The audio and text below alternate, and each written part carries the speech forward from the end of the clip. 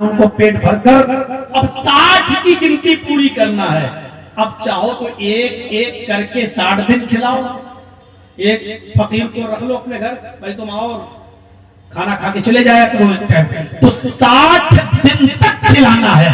तो एक एक करके खिलाओगे तो 60 दिन तक, लेकिन जब तक 60 पूरे नहीं हो जाएंगे बीवी हलाल नहीं होगी, बीवी से मिल नहीं सकते। 10-10 करके 6 दिन खिला दो, 60 हो गए, जाओ अपनी बीवी के पास। या 60 मिस्कीनों को एक ही दिन बुला के खिला दो। आपने 60 को खिलाना है, जब तक 60 पूरे नहीं हो पाएंगे, हो जाते हैं, तब तक बीवी हलाल नहीं होगी। 60 मिस्कीनों को खाना खिलाओ। कहने लगा अल्लाह के रसूल 60, आपको मेरे घर की हालत मालूम नहीं? कहा क्या? कहा अल्लाह के रसूल मेरे घर में खुद हमें खाने को नहीं मिलता, शाम को खा लूं तो सुबह भूखा उठता हूं, सुबह मिल जाए तो शाम को भूखा सोता हूं। आपको पता नहीं है मेरे घर की हालत, मैं अपने घर वालों को दोनों टाइम खाना नहीं खिला पा रहा हूं, 60 मिस्कीनों को खाना कहां से खिलाऊं?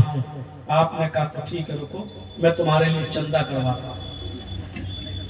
अब जब नमाज का टाइम हुआ, आपने नमाज के बाद ऐलान किया तुम्हारे भाई से गलती हो गई और उसी का कफारा अदा करना है, उसको फकीरों में कुछ बांटना, गरीबों में कुछ खिलाना है।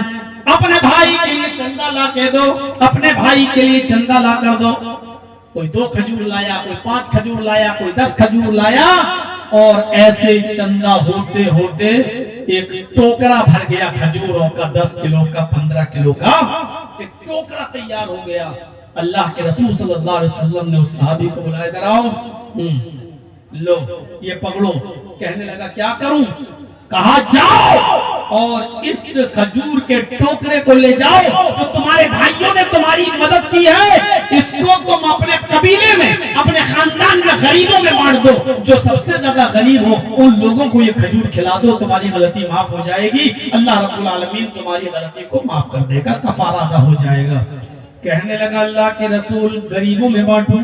कहा हाँ। अपने गांव में ले जाऊं? कहा हाँ।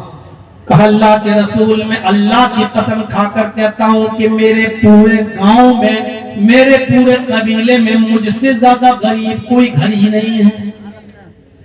पूरे कबीले में, पूरे खानदान में मुझसे ज्यादा गरीब कोई खानदान ही नहीं है, कोई घर ही नहीं है। अल्लाह के रसूल के चेहरे पर मुस्कुराहट आ गई, हंस दिए और आपने फरमाया सबसे गरीब घर तुम्हारा है? कहा कि जाओ फिर तुम ही खा लो और अपने बच्चों को खिला दो, तुम्हारा कफारा भी अदा हो जाएगा। ये है रहमत रसूल की अपने उम्मतियों के साथ। आज उस रसूल की तालीम को हम छोड़े बैठे हैं, गलखोर बन चुके हैं।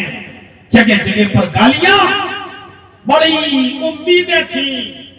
बिहार वालों तुमसे जलसों में चीखता रहा कि पूरा हिंदुस्तान तुम्हारी तरफ नजरें उठा के देख रहा है, लेकिन तुम्हारे रिजल्ट ने हम उत्तर प्रदेश वालों को जो मायूस किया है और जो तकलीफ हुई है, हम लोग भविष्यवाणी तो नहीं करते, लेकिन आपका रिजल्ट देखकर अब ये कहने लगे लोग कि अब जुल्म और सितम के पहाड़ अभी और टूटेंगे और अभी झेला जाएगा, बहुत कुछ बर्दाश्त करना है। मेरे भाइयों, ये चंद बुनियादी बातें मैंने 1.5 घंटे की तकरीर में 1:45 से 1:15 तक आपके सामने रखी है।